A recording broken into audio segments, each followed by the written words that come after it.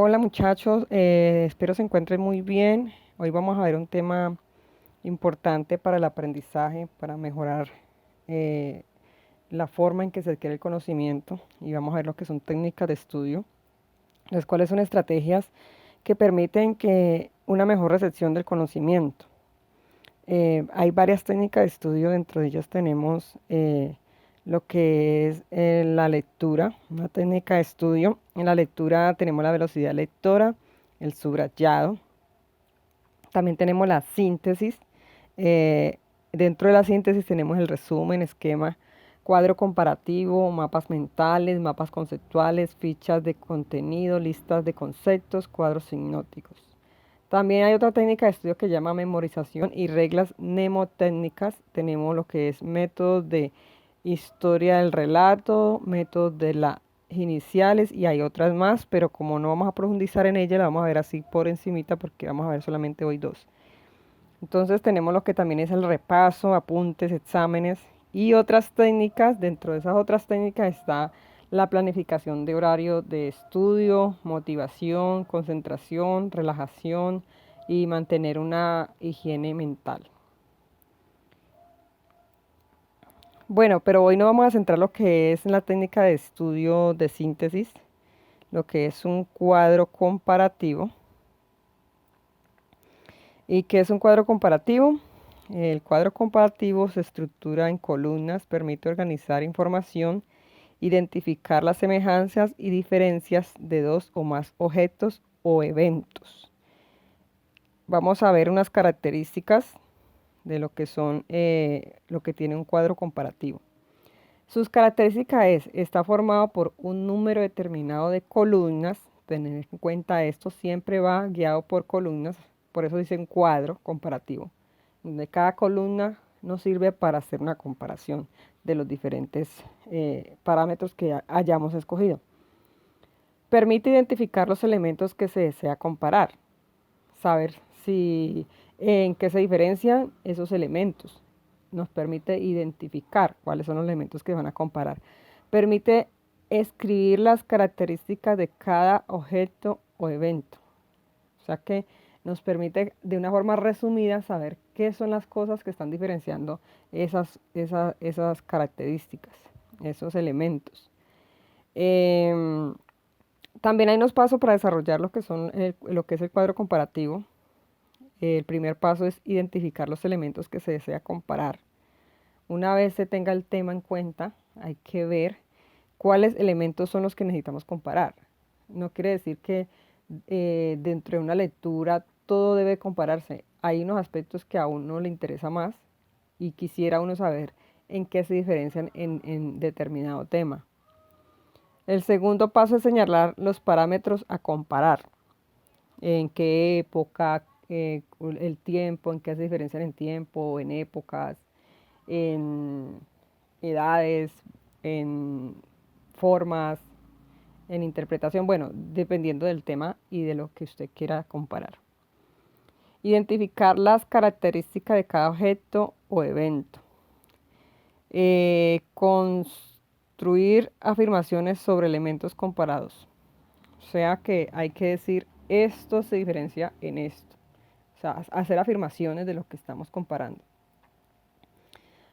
Vamos a ver un ejemplo de de lo que es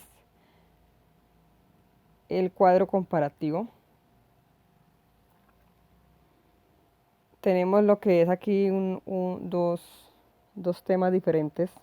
Estamos hablando de mito y leyenda. Y se va a hacer una comparación entre los dos. Entonces, cuando hablamos de mito, está situado fuera del mundo real, siendo irreconocible. En la leyenda se circunscribe a un momento histórico, concreto y real. Ahí se ve ya una diferencia entre lo irreconocible y lo concreto y real. El mito, los protagonistas son directamente seres sobrenaturales, dioses o héroes que por norma general no han tenido representación en el mundo real. En la leyenda suelen aparecer también seres ficticios o sobrenaturales. Los personajes son seres humanos que no han que han existido a bien, que han existido o bien forman parte de pueblos reales. O sea que prácticamente estamos hablando de que es más fácil identificar un personaje en la leyenda en nuestra representación mental que en un mito, porque en el mito son personajes creados por la persona misma que habla del mito. También el mito se refiere a aspectos metafísicos que el hombre no ha podido observar por sí mismo, metafísicos, y la leyenda son atribuidas al testimonio de personas que dicen haber vivido o visto el hecho del que habla, siendo producto de una observación directa de los hechos. O sea que aquí hay una grandísima diferencia entre lo que es lo metafísico y lo que ya los ojos han visto, lo que podemos identificar con nuestros ojos. Ahí vemos entonces un ejemplo de un cuadro comparativo. Aquí tenemos ya lo que es un ejercicio que se puede realizar en casa, lo cual pues ayudaría muchísimo a ejercitarnos. Aquí ya se le da los parámetros, se les da las características para que se trabajen ellas. Tenemos 5 temas diferentes, lo que es la prehistoria, edad antigua, edad media, edad moderna y edad contemporánea. Son estos 5 temas los cuales queremos ver las diferencias, pero tenemos unos parámetros de los cuales queremos saber en qué se diferencian ellas. Entonces está sociedad, economía, política y religión. Y ahí pues ya tenemos el cuadro. Lo que hay que es buscar lecturas que hablen de prehistoria y ver cómo fue la prehistoria, la sociedad de la prehistoria, cómo fue la economía de la prehistoria, la política y la religión. Y la idea es que se haga de una forma muy concreta. No se pueden extender mucho porque entonces pues el cuadro comparativo se va a volver un poco agotador y puede también implicar que no tenga buen entendimiento. Ahora vamos a ver lo que es el mapa conceptual, que también hace parte de la síntesis de estrategia de aprendizaje. Y el mapa conceptual se representa por medio de gráficos, ya sean a través de círculos o rectángulos. Su función es organizar y representar el conocimiento jerárquicamente, esto es muy importante tenerlo en cuenta, permitiendo una mejor memorización de un tema. Esto nos ayuda muchísimo para la adquisición del conocimiento de un tema específico y es importantísimo aprender a realizarlo. De pronto, cuando no se tiene un conocimiento de manejar estas técnicas de estudio al principio se nos complica, pero una vez aprendamos a utilizarlas se nos convierte en una herramienta muy importante a la hora de entender un tema o de memorizarlo también. Aquí tenemos lo que incluye un mapa conceptual. Incluyen conceptos, relaciones entre conceptos, palabras o frases de enlace. Los conceptos normalmente encerrados en círculos o cajitas de algún tipo. Y va relacionado entre conceptos, o sea, indicados por una línea conectiva que enlaza dos conceptos, que enlazan los dos conceptos. Teniendo en cuenta pues que el concepto de arriba es jerarquizado, es que tiene prioridad el de abajo, como que da la explicación de lo que está la parte de arriba. Y ahí es donde viene la relación entre conceptos, lo que es una línea conectiva.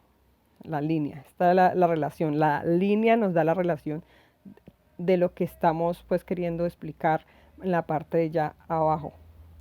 Y aquí están las palabras o frases de enlace situados sobre las líneas, o sea, en medio de las líneas que se habla anteriormente de las relaciones entre conceptos. Entonces, si estamos situados entre las líneas, especifican la relación entre los dos conceptos, el concepto que está en el cuadro de arriba y el concepto que está en la parte de abajo. Por eso ahora vamos a ver una explicación más concreta de lo que es un mapa conceptual. Incluso aquí tenemos el tema de lo que es mapa conceptual y una breve explicación de lo que es un mapa conceptual. Entonces, un mapa conceptual sirve para representar gráficamente el contexto del texto. Aquí tenemos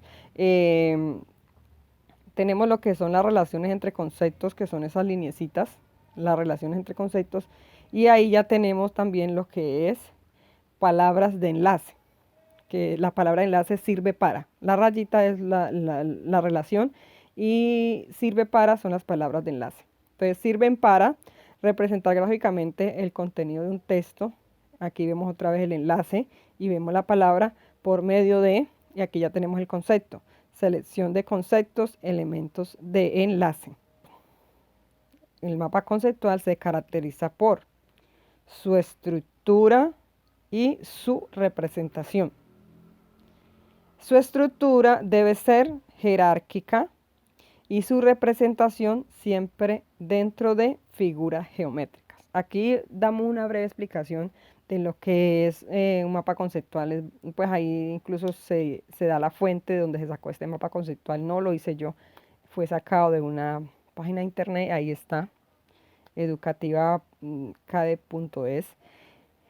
Y entonces esto es lo que son dos temas muy importantes que deberíamos aprender a manejar para la adquisición de un mejor aprendizaje.